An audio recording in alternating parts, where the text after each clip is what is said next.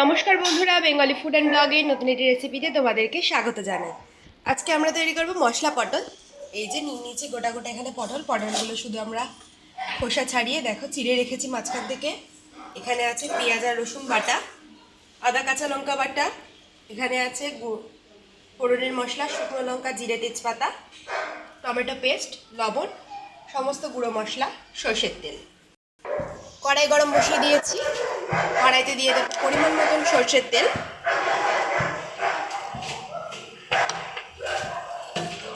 তেলটা দিয়ে এটা ভালো মতন করে গরম করে নেব আমরা। এদিকে আমাদের তেলটা গরম হোক, ততক্ষণে এই যে আমাদের পটলগুলোর মধ্যে আমরা একটু লবণ আর হলুদ মাখিয়ে নিচ্ছি।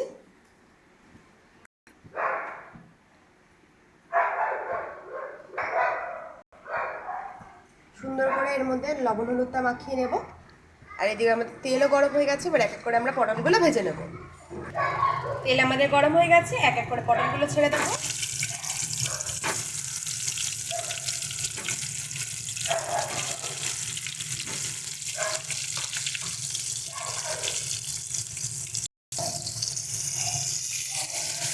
সুন্দর করে পটলগুলোকে ভেজে নেব। দেখো পটল কিন্তু একদম আমাদের সুন্দর লাল লাল করে ভাজা হয়ে গেছে। এবার এগুলোকে আমরা তুলে নিচ্ছি।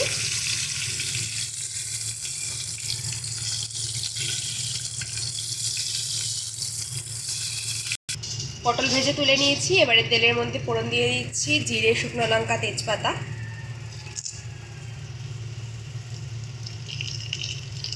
সাথে সাথে দিয়ে দেবো আমরা পেঁয়াজ আর রসুন বাটাটা,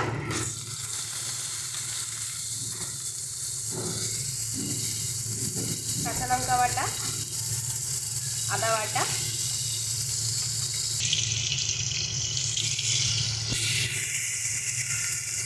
ভালো করে মশলাটা ভেজে নেব, বাটা মশলাটা।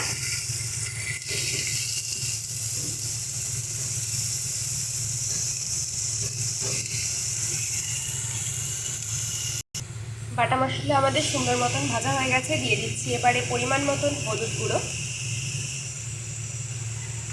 শুকনো লঙ্কা গুঁড়ো,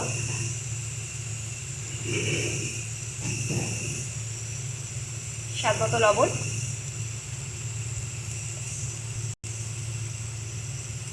দিয়ে ভালো করে এটাকে আমরা কষিয়ে নেব।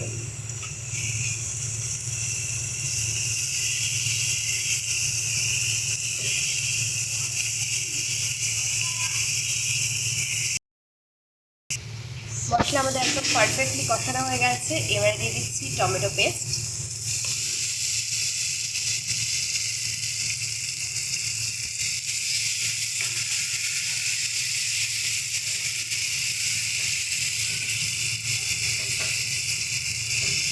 ভালো করে কষিয়ে নেব টমেটো পেস্টটা দিয়ে।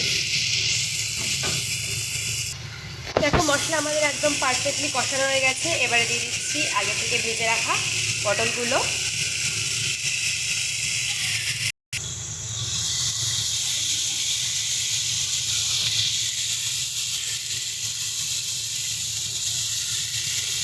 ভালো করে মশলার সাথে মিশিয়ে নেব। দেখো এটা কিন্তু আমরা সুন্দর করে মশলার সাথে মিশিয়ে নিয়েছি। এবারে দিচ্ছি খুব সামান্য একটু জল। জলটা না দিলে কিন্তু মশলাটা পটলের ভেতরে ঢুকবে না, তো সেই জন্যই কিন্তু জলটা দেওয়া।